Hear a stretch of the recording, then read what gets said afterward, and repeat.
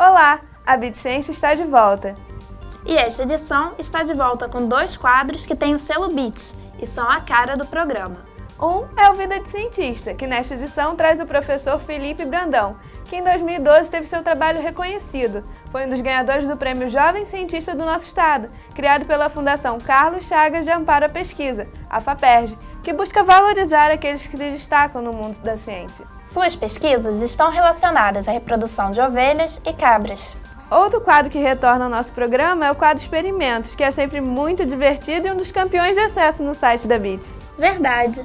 Todo mundo parece que gosta mesmo de lembrar dos princípios químicos, físicos e matemáticos que fazem parte da nossa memória escolar e são básicos para o desenvolvimento científico. Você pode conferir esta edição e outras matérias e quadros dos programas anteriores no nosso site, que é www.bitciencia.uf.br. Também curta a página da BIT no Face e nos siga no Twitter. Lembrando que para nós, ciência e tecnologia estão na moda todo dia. A BitCiência está no ar.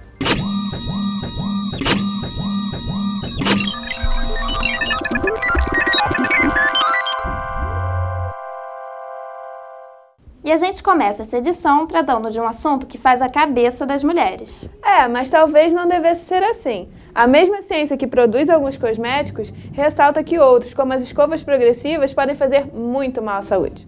O Ciência do Cotidiano de hoje vai discutir uma prática cada vez mais comum entre as brasileiras, a escova progressiva. Algumas mulheres passam qualquer tipo de produto no cabelo para atingir o tão sonhado padrão de beleza. E você, sabe o que é escova progressiva? Não faço ideia.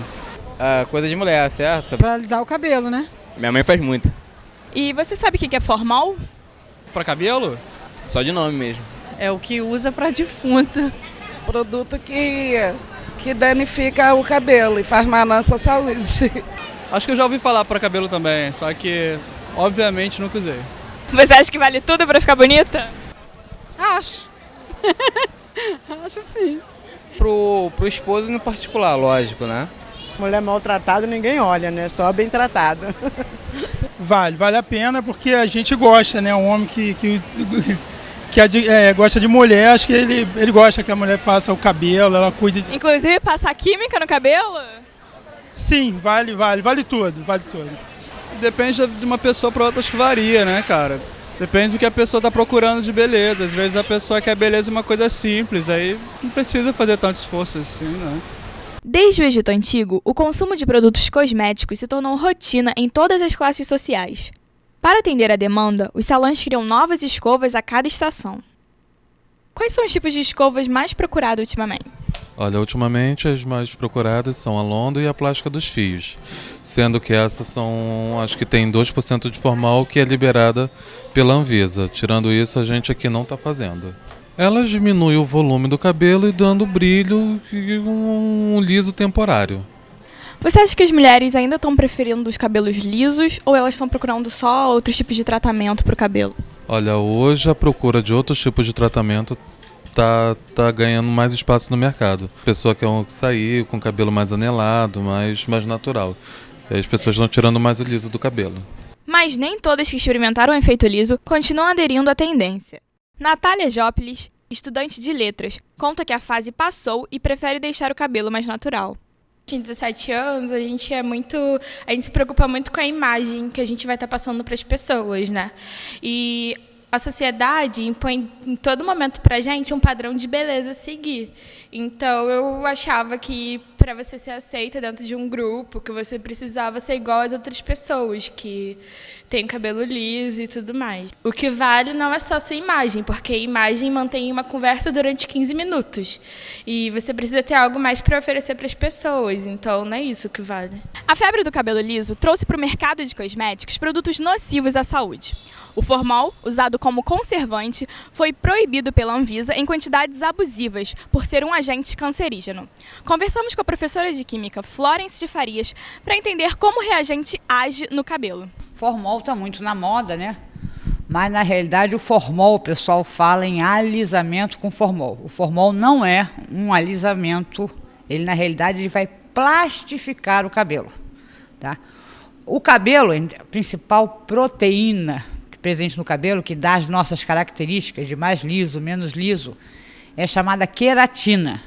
E ela tem pontes de enxofre, ligações de enxofre, que são 2 átomos de enxofre ligando entre si, que faz com que a proteína se enovele, como se fosse um novelo de lã.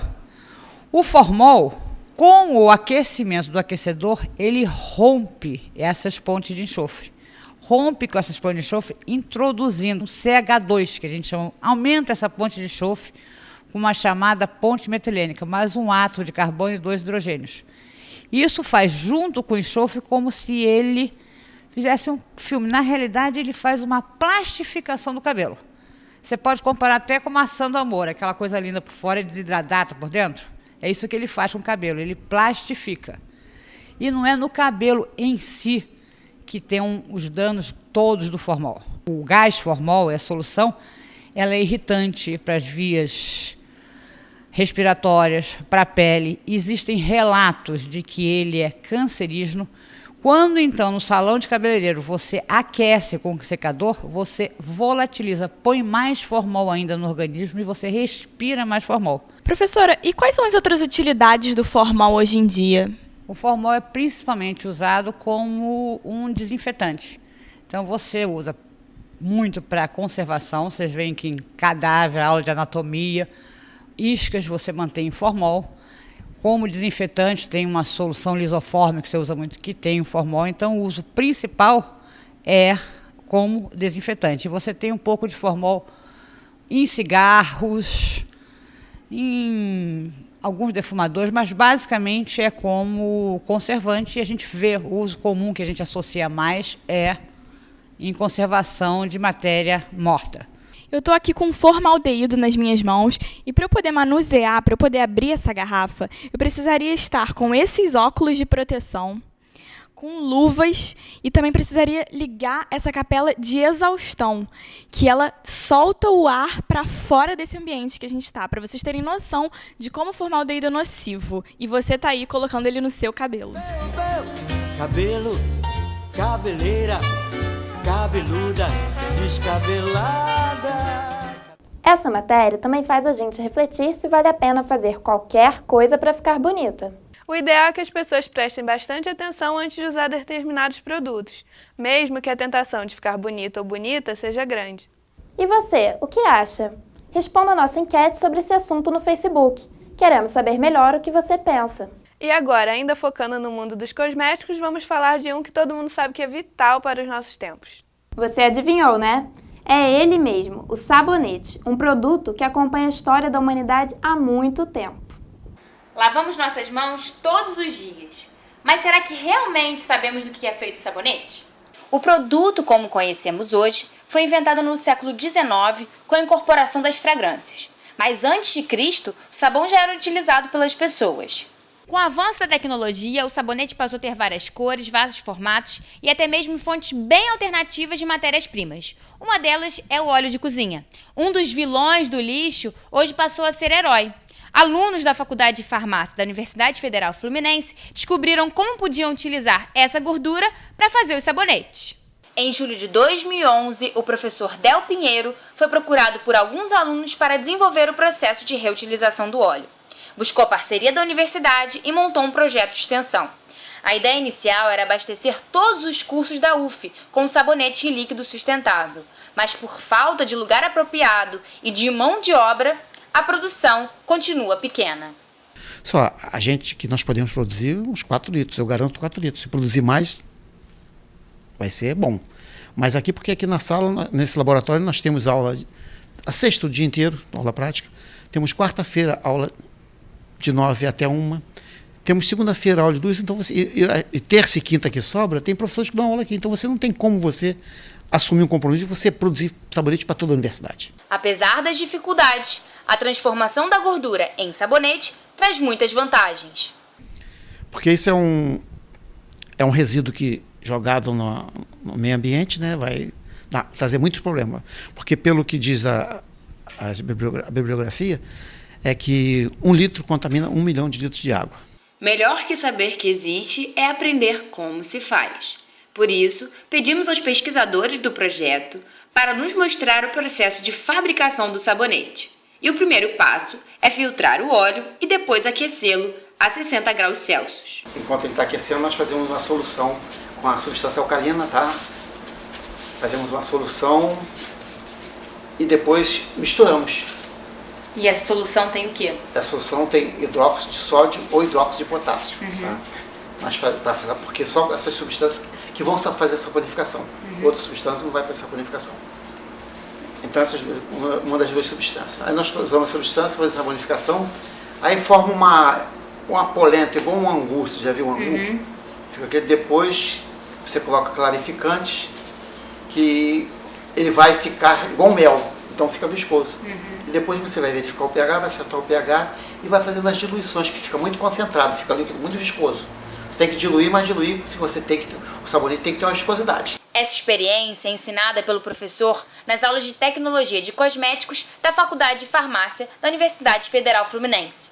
Uma das alunas se interessou tanto que se tornou bolsista do projeto de extensão, além de buscar novos produtos sustentáveis. Como estudante, eu aprendi bastante assim, a vida no laboratório, de produtos que foram utilizados, aí eu já sei para que serve e tal.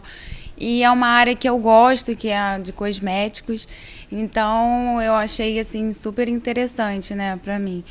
E esse projeto, ele me chamou bastante atenção, né, pelo fato de ser sustentável, de você poder, de certa forma, aquilo que estava agredindo o meio ambiente, você poder retirar e fazer alguma coisa útil. Renata e o professor Del, além de fazerem os sabonetes feitos com óleo de cozinha, produzem outros tipos de cosméticos, inclusive variações de sabonetes como, por exemplo, os glicerinados. Aqueles que são mais comercializados nas farmácias e supermercados. Muito bom, não é? É sim, dá até vontade de experimentar. E por falar em experimentos...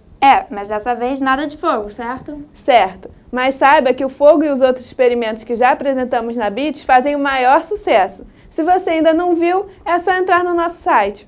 Mas agora vamos reaprender alguns conceitos de eletricidade e magnetismo. Solta aí! Na BitCiência de hoje, no quadro Experimentos, nós vamos ver alguns experimentos que mostram magnetismo e eletricidade com o Henrique. Tudo bom, Henrique? Tudo bem. Então, Henrique, de que se tratam esses experimentos de hoje? Esses experimentos são experimentos simples, bem comuns, de que envolvem o estudo de eletricidade e magnetismo, que a gente tem aqui na Casa da Descoberta, né? E a gente usa ele para dar uma introdução no conhecimento do público sobre eletricidade e magnetismo, que são temas que estão muito próximos da gente, a gente não dá tanta importância assim. Né? Por exemplo, a luz é um fenômeno eletromagnético, os batimentos cardíacos, aliás, todo o funcionamento do cérebro e dos músculos são estímulos elétricos. Né? E a gente começa usando esses experimentos para introduzir o tema com escolas e conversas com o público que visita a Casa da Descoberta. Então vamos ver? Então, Henrique, qual é o primeiro experimento? Esse primeiro experimento é o dínamo, né? Ele está transformando energia mecânica em energia elétrica, né? Energia mecânica começa com o meu braço girando a manivela aqui, né? E quando eu começo a girar essa manivela, a gente começa a ver que o LED, essa lâmpadazinha, ele começa a acender, né? E isso se dá porque quando eu começo a girar essa manivela, esse pequeno ímã que a gente tem aqui começa a girar na frente dessa bobina, desse monte de fio enrolado aqui, né? Em torno desse ímã tem uma região que a gente chama de campo magnético, né? Que é aquela região de atração de metal. Se você chega um metal dentro do campo magnético de um ímã, esse ímã atrai esse campo magnético. Então, quando eu começo a girar essa manivela, eu coloco esse campo magnético próximo e afastado dessa bobina. Né? Essa bobina ela consegue sentir e sentindo essa variação de campo magnético, e essa variação de campo magnético induz uma corrente elétrica dentro do fio. Por isso que você começa a produzir uma corrente elétrica dentro desse fio que acende essa lâmpada. Por isso que não interessa eu rodar para um lado ou rodar para o outro. A única coisa que é importante é eu aproximar e afastar esse ímã muito rápido dessa bobina para fazer com que esse fio sinta essa variação de campo magnético. E a gente também tem outro exemplo desse mesmo equipamento aqui, né? Só que em vez de a gente estar ligando uma lâmpada, a gente conectou num rádio, mas o princípio é exatamente o mesmo.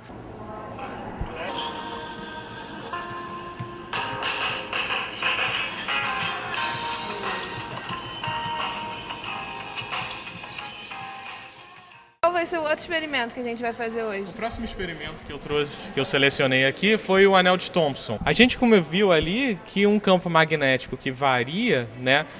Ou seja, um campo magnético que às vezes está apontando para uma direção, às vezes está apontando para outra, consegue induzir uma corrente elétrica, né? Só que uma corrente elétrica também consegue produzir um campo magnético, né?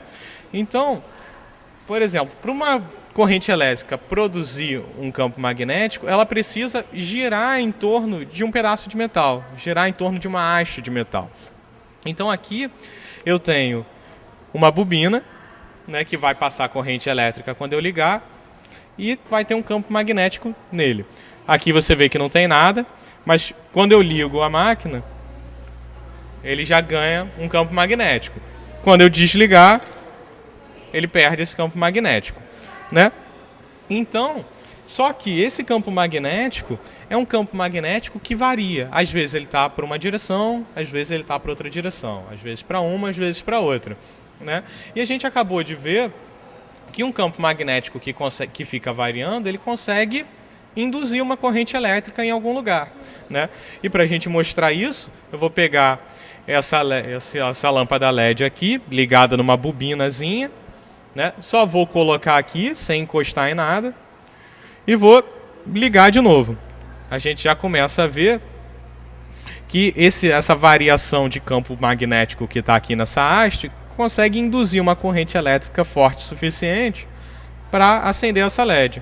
Se eu me afasto a ponto dessa bobina não sentir mais essa variação de campo magnético, ela se apaga, né? Então, voltando, né? Aqui a gente tem um campo magnético produzido pelo metal girando, com uma corrente girando em torno dele mesmo, né? Quando eu coloquei alguma coisa aqui, esse campo magnético conseguiu induzir uma corrente elétrica aqui. Que ligou a lâmpada. Que ligou a lâmpada. Só que então nesse anelzinho aqui também tem uma corrente elétrica girando em torno desse anel. Mas o que vai acontecer com o anel que não tem lâmpada?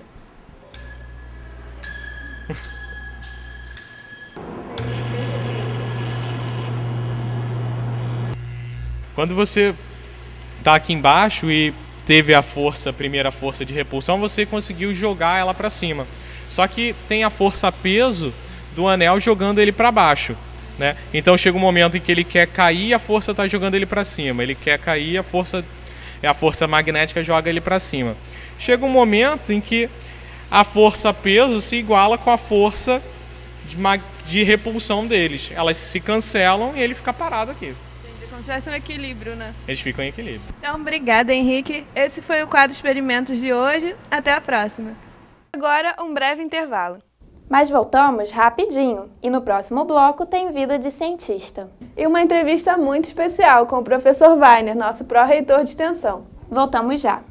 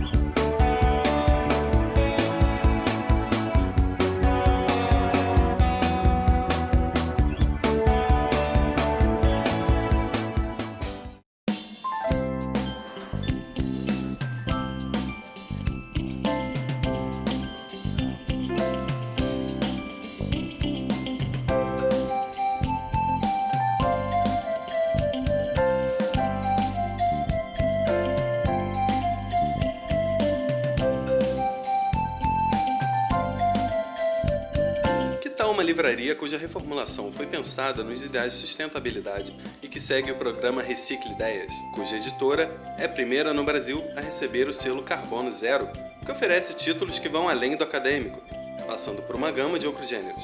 E ainda abre as portas para o lançamento de livros de escritores de todo o Brasil, que possuem um espaço inteiramente projetado para o público infantil, e lindos e confortáveis sofás e estantes que te fazem querer ficar ali o dia inteiro. Ainda, para lhe dar o máximo de conforto, oferece conexão wireless gratuita e um delicioso cafezinho. Imaginou? Pois ela agora existe, está pertinho de você.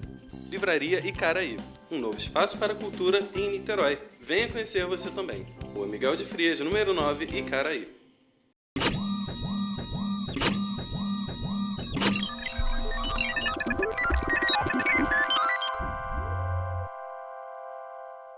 No Vida de Cientista de hoje, vamos conhecer um pesquisador da Faculdade de Veterinária que ama muito o que faz. E não vá pensando que vamos ter cachorrinhos e gatos. Nesse quadro, não. Nada contra, mas a pesquisa do nosso personagem de hoje é com animais um pouquinho maiores. Com vocês, Felipe Brandão. Na Vida de Cientista de hoje, você vai conhecer o professor Felipe Brandão, da Faculdade de Veterinária, que, entre outras conquistas, acabou de receber o Prêmio Jovem Cientista da FAPERJ. A sua área de atuação é voltada para estudos sobre reprodução de grandes animais, como ovelhas e cabras. Vamos conhecer agora um pouco do seu trabalho?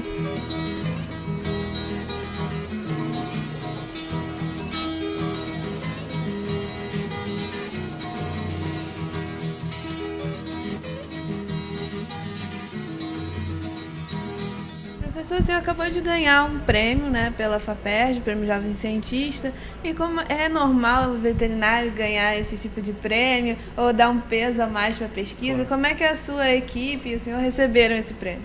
Olha, aqui na veterinária não só fui eu que recebi, o professor Carlos Conte, né, que até mais jovem do que eu, que ele tem menos tempo na universidade, também foi agraciado. E também já tem os cientistas do nosso estado, né, que foi a professora Ana, né, que a professora Nádia, também renovaram as bolsas deles.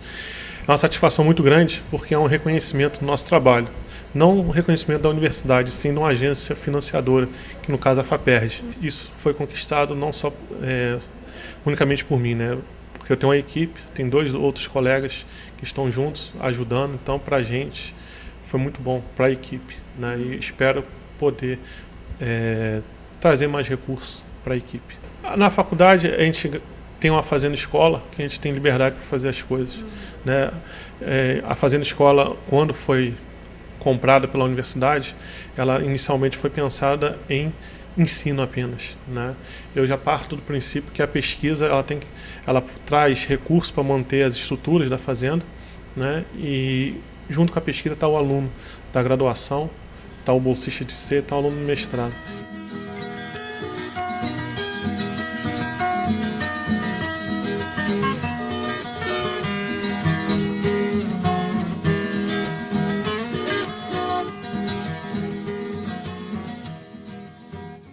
Bom, e nosso foco maior está dentro dos programas de transferência de embrião. Né? O que é a transferência de embrião? Quando uma pessoa identifica um animal superior, uma fêmea, né, a gente se preocupa em multiplicar esse genótipo, né, ter um maior número de descendentes. Coisa que é fácil com o macho, a partir do momento que você coleta o sêmen dele e congela.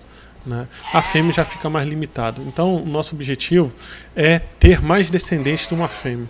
Então, para a gente ter um maior número de descendentes dessa fêmea na vida produtiva dela, você tem que fazer o que a gente chama de superovulação.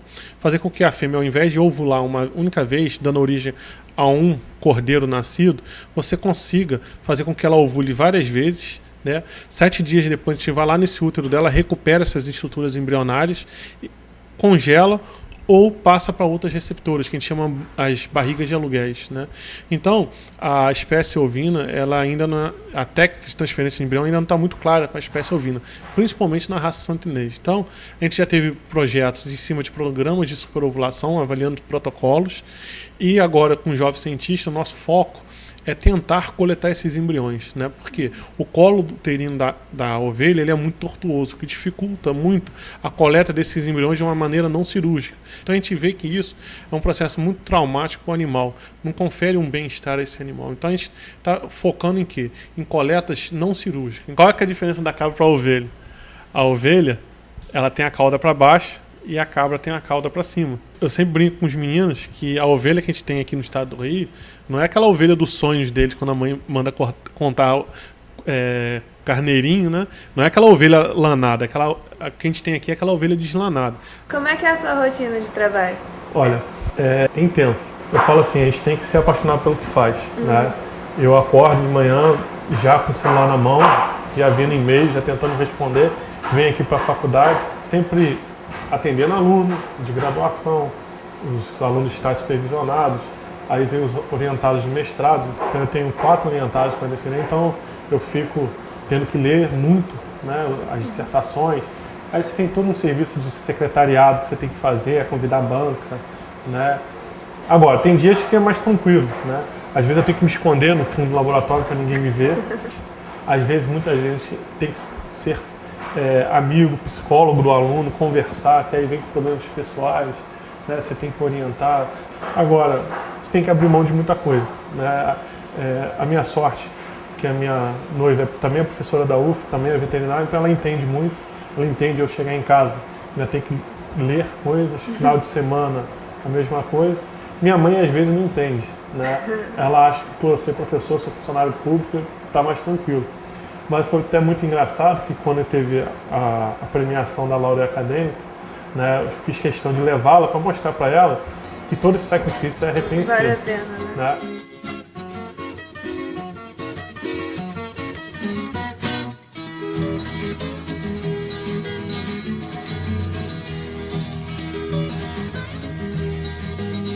Somos uma família de 3 irmãos, o mais velho médico, eu veterinário e o caçula advogado.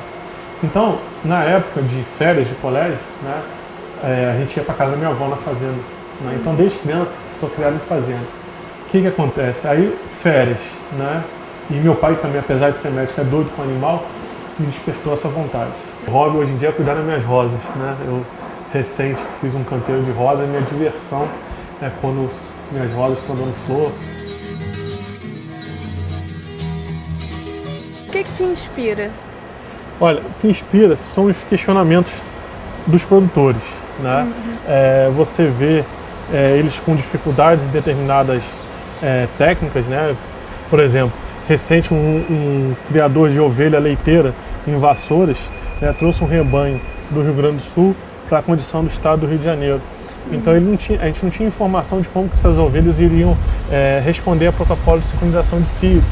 Então a gente teve a oportunidade de ver esse problema, né, e desenvolver um trabalho de pesquisa lá com eles, propondo protocolos e avaliando. Né? Então o que me inspira é a demanda do produtor, né, as necessidades deles, para a gente tentar responder eles.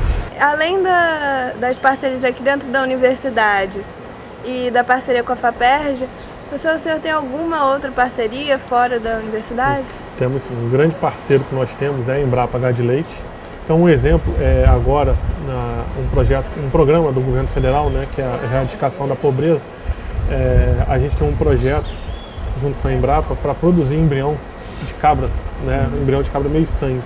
Então a gente tem que produzir 1.200 embriões, né, para poder transferir, para dar a populações em situações de risco, né, esses animais. O senhor vê a ciência na UF e no Brasil? Olha, na UF, cada vez mais ela vai se desenvolvendo, a gente tendo apoio.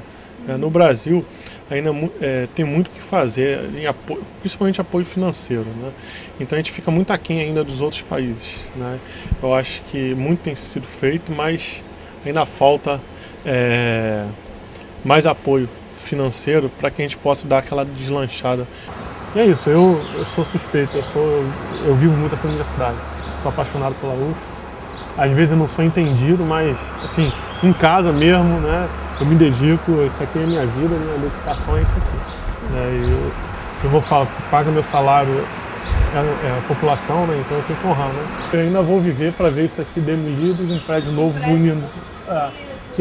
Mas isso aqui já melhorou muito, isso aqui foi tudo trocado, virou sala de proteção individual aqui, isso aqui era a nossa... Para saber mais sobre essa e outras pesquisas da veterinária da UF, acesse o site www.uf.br/clínica veterinária. É isso aí. E agora nós temos um convidado muito especial. É o professor Vainer da Silveira, pró-reitor de extensão aqui da UF. Tudo bom, professor? Tudo bem. É um prazer receber o senhor aqui nos nossos estúdios. O prazer é meu, é uma oportunidade de estar aqui conversando com vocês, visitando o IACS. Muito bom. Professor, assim, uma primeira pergunta. A ProEx, ela apoiou vários projetos durante o ano de 2012. Como é que foi acompanhar todos esses projetos, mais ou menos o número de projetos apoiados, de cursos? Olha, nós temos um número muito grande de projetos. Eu acho que ao longo do ano passado nós tivemos cerca de 500 projetos e vários cursos que nós apoiamos na universidade, dado pelos mais diversos departamentos, oferecidos por vários departamentos. Isso é bastante interessante, bastante empolgante. E professor, assim, dentro da universidade a gente tem um tripé, que é ensino, pesquisa e extensão. Como é que a ProEx faz para apoiar esse tripé, para ter certeza que esse tripé vai estar dentro dos projetos que ela apoia?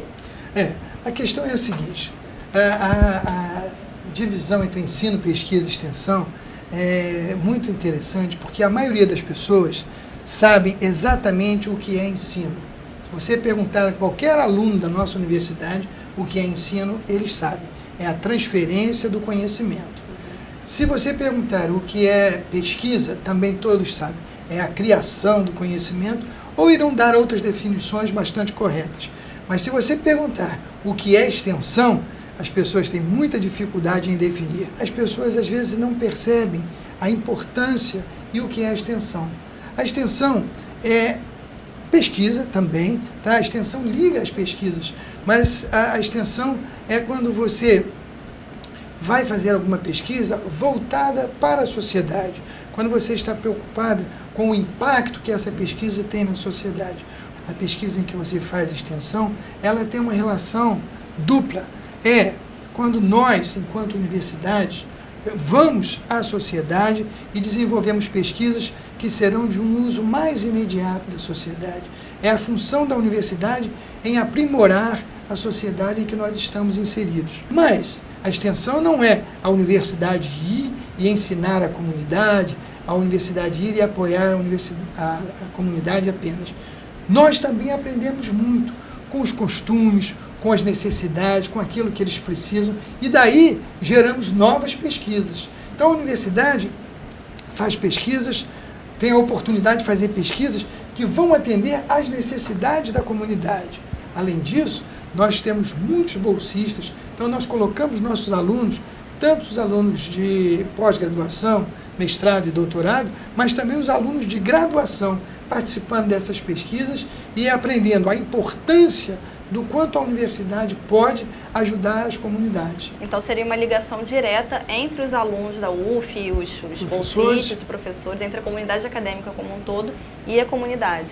Isso é atividade extensionista. Então, como seria o balanço geral de 2012 em comparação ao ano de 2011? O que aumentou? Quais foram os projetos mais interessantes? Olha, os projetos que nós apoiamos são aqueles projetos que as pessoas precisam desenvolver, as pessoas procuram então a ProEx para lhes dar apoio, mas também aqueles projetos que nós incentivamos. Nós definimos determinadas linhas de pesquisa ou descobrimos algumas necessidades e aí nós contactamos também os professores. Nós temos um projeto, por exemplo, ProEst, que foi muito positivo no ano passado. O ProEst é um projeto do governo federal que coloca recursos na universidade justamente para projetos extensionistas, para pesquisas extensionistas. E no ano passado nós tivemos um resultado muito bom, porque nós tivemos, vocês lembram, nós tivemos uma greve e as universidades no Brasil inteiro tiveram dificuldade para gastar esses recursos, porque são recursos que os professores é que utilizam. E nós conseguimos um resultado muito bom, nós gastamos 97%, nós usamos todo o dinheiro que a UF recebeu no programa ProEst. E como é esse tipo de incentivo? Como que esse dinheiro, né, que é disponível nos editais, como que isso incentiva as pessoas a fazerem mais projetos? Olha, o ProEst, ele é um programa muito interessante, porque o governo federal, o MEC, ele lança um edital, né, e nesse edital ele oferece várias linhas de pesquisas, várias áreas temáticas. E as universidades podem mandar para Brasília dois projetos dentro daquela... Cada universidade pode mandar 2 projetos numa área temática, e esses projetos, sendo vencedores, recebendo os recursos, são R$50 mil para cada um. Também podemos juntar vários projetos e fazermos programas. Cada universidade pode também lançar 2 programas. E esses 2 programas, eles são, aí eles têm recurso no valor de até R$150 mil. E como seriam esses programas? Pois é, e aí é um dinheiro muito bom, porque esse dinheiro entra na PROEX e ele é utilizado pelos professores dentro daquilo que eles projetaram, dentro daquilo que eles precisam. E nós temos já agora o edital, aproveitar para fazer uma propagandazinha, que vai até o dia 4, o edital interno, que a PROEX está recebendo as propostas dos professores para o PROEST. E nós temos um fórum de pró-reitores de extensão, que é um fórum nacional, onde estamos todos nós, pró-reitores, fazemos parte, e eu consegui entrar para a presidência da comissão do PROEST. Nós temos várias comissões e tem a comissão do PROEST que eu presido. Então nós conseguimos alguns avanços, como por exemplo, este ano, o edital do PROEST saiu no mês de fevereiro. Então isso dá mais tempo para as pessoas pesquisarem, mais tempo até para a PROEX trabalhar, olhar aqueles projetos que as pessoas colocam. Nós temos uma comissão interna da UF, em que nós selecionamos dedicados professores. Esses professores avaliam os projetos e selecionam, porque nós só podemos mandar 2 projetos e 2 programas de cada área para Brasília. Então, de cada tema, né? De cada linha temática. Em cada linha temática. Professor, e quanto ao projeto Novos Talentos, você pode falar um pouquinho para a gente? O projeto Novos Talentos é um projeto da CAPES, mas é um projeto em que ele coloca na mão de um professor, pesquisador, R$200 mil para ele desenvolver esse trabalho. E o que ele faz? Ele tem que fazer um evento grande com escola pública, só pode ser na escola pública, envolvendo no mínimo 40 estudantes do ensino médio. Um outro evento processo, levar as pessoas à universidade, mostrar laboratórios, mostrar como se faz uma pesquisa, para 40 professores do ensino médio. E um outro evento, um terceiro, envolvendo professores e alunos do ensino médio. Qual é o objetivo? Atendendo as escolas públicas, principalmente no interior, onde muitos jovens vão fazer o 2º grau, porque terminaram, estão ali no curso médio, no 2º grau, mas às vezes estão no final e eles saem, porque eles vão trabalhar, eles nem pensam em entrar para uma universidade, acaba não sabem incentivo, nem o que né? é uma universidade. Então o objetivo é colocar esse pessoal, esses meninos, junto à universidade, criar neles o interesse pela universidade. É um projeto lindo. E nós descobrimos que as universidades podem, tendo mais de um campus universitário, se elas têm 2 campi, elas podem fazer 2 projetos. Ora, quando eu vi isso na PROEX, na UF, nós temos vários campi no interior. Aqui em Niterói nós temos eu defini 3 campos. Então, aqui nós podíamos mandar 3 projetos. E aí eu parti para o interior e gastei minhas férias contactando os polos e os meus colegas, e o resultado foi muito bom, porque nós conseguimos incluir todos os polos da Universidade Federal Fluminense e os projetos são muito criativos.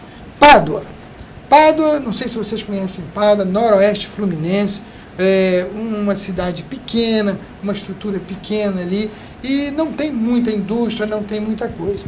Pois eu tenho lá um professor fabuloso, o professor Tibério, e ele é entusiasmadíssimo com física, com ciências e com astronomia.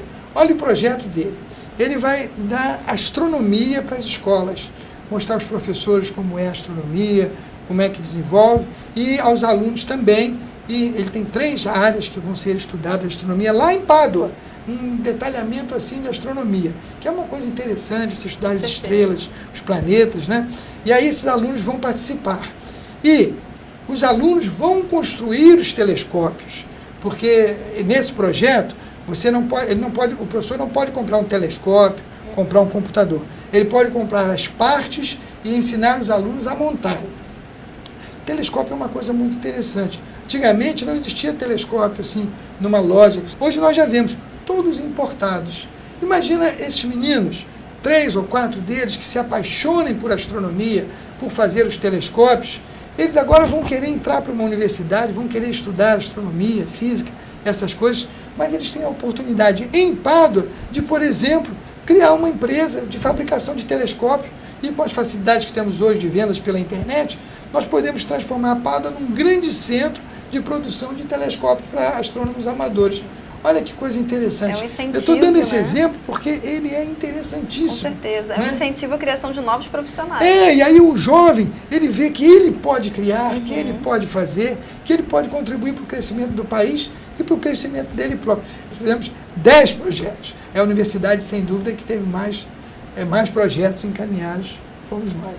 Professor Wagner, muito obrigada pela entrevista. É sempre bom a gente saber um pouquinho os caminhos que a universidade está tomando e os contatos que faz fora da universidade, né? Ótimo. Muito obrigado, então, pela oportunidade de falar aqui um pouquinho. Obrigada, professor. Obrigado a vocês. Depois desta conversa que expôs trabalhos e dados tão interessantes, nada melhor do que fechar essa edição com uma reportagem sobre um desses projetos, não é? É verdade. Vamos conhecer então o Mutirão de Agricultura Ecológica. O MAE, como é conhecido o mutirão, trouxe uma realidade da agroecologia, um assunto que vem sendo cada vez mais pesquisado e ganhando espaço nos fóruns mundiais para o cotidiano da universidade. Vamos conferir? A agroecologia é uma forma de realizar agricultura usando alternativas ecológico e economicamente sustentáveis. Permacultura é um sistema para a criação desses ambientes sustentáveis. A gente busca trazer a agroecologia e a permacultura para dentro da universidade. Busca alcançar, sempre pautando na diversidade de espécies e ajuda entre elas, né? O Mutirão de Agricultura Ecológica, também conhecido como Coletivo Mãe, é um grupo de extensão do Instituto de Geociências da UF que atua desde 2006 criando esses ambientes, ocupando e dando significado a espaços ociosos da universidade. O grupo ele surge também de uma necessidade por parte dos estudantes de estar experienciando, né, e produzindo o seu próprio conhecimento a partir da prática, da troca, da interação. Um desses espaços é a Horta da Praia Vermelha, onde se experimenta e compartilha na forma de mutirões estudos e práticas de agricultura urbana e bioconstrução. A gente desenvolve o trabalho de horta, compostagem, captação de água, forno, né, telhado com garrafas PET. O MAE trabalha articulado com outros grupos de agricultura ecológica, produtores e herveiros dentro e fora da universidade, promovendo e frequentando encontros e vivências. Quem quiser participar de outros grupos ou que não sejam participantes de grupos, que sejam interessados, queiram ingressar nesse universo da agroecologia e desenvolver atividades no espaço do grupo. Como a Semana de Agricultura Ecológica, que acontece na Horta Experimental da Praia Vermelha uma vez por ano, com oficinas, seminários, rodas de conversa, debates, feiras de trocas de sementes, exibição de filmes e, é claro, mutirões. Aqui no Rio de Janeiro, a gente tem o Mutirão Ciranda, que é também uma proposta de fortalecimento dos grupos. Então, uma vez por mês, os grupos se encontram em alguma área, né, e trabalham coletivamente na área desse grupo onde eles estão. Para participar é só chegar junto, a gente adora quando chegam pessoas novas, pode entrar em contato com a gente pelo Facebook ou pelo e-mail, ou visitar nosso blog, ou só chegar aqui no dia de reunião, ou quando encontrar alguém ali no prédio da geografia, falar com a gente. A gente é super aberto, super disposto a trocar ideia e aprender e ajudar, ensinar. É só chegar junto da gente mesmo. Gostei muito do projeto. A forma como lidamos com o planeta realmente precisa ser repensada. E questões como a agricultura são essenciais. E vale lembrar que dá para saber mais sobre o Mutirão. É só entrar no blog do projeto, que é www.manhuf.blogspot.com. Eles também têm uma página no Facebook com o nome do grupo. Assim como nós. Tanto pelo site como pelo Facebook e pelo Twitter, você pode entrar em contato com a produção do programa. E ali sugerir pautas, fazer críticas, participar. E também escrever pra gente pelo e-mail bitciência@unitv.uf.br. Chegamos ao fim. E no próximo mês tem muito mais. Até a próxima! Até a próxima não. Não, por quê? Ficou faltando a promessa da matéria. É mesmo. Pessoal, vamos lá. Só para você ficar curioso, certo? A matéria que destacamos aqui para a próxima edição é sobre chips. Chips? Isso mesmo. Você confere a matéria completa no próximo programa. Tchau! Tchau e até a próxima!